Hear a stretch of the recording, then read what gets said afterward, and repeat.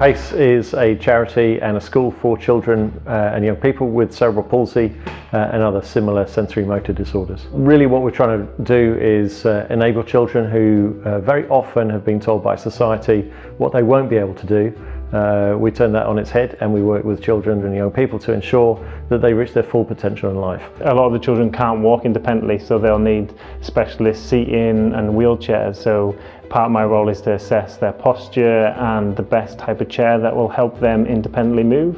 So whether that's a joystick or again push button switches, so they can maybe control a power chair with their heads or with their feet or with their hands or arms. So at PACE we never give up on children. We will think of whatever way they can access mobility, access computers. We will do our best to try and find that access point and provide an intervention to help them achieve.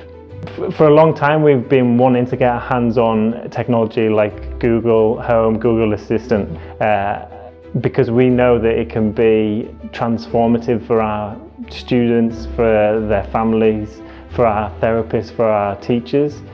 So it's been our dream and our mission for a long time to be that first specialist smart school in the UK.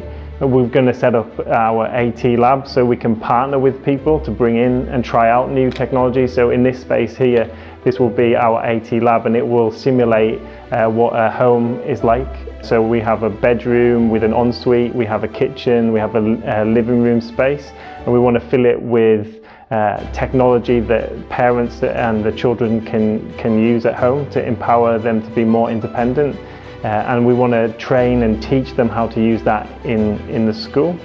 We also want to enhance our education, and we think things like Google Assistant and Google Home can help that. So a teacher might be teaching about the rainforest and can say to a student, turn the lights green and get the sounds of the rainforest going, and the child can learn to access that technology and then create a whole dynamic and exciting lesson.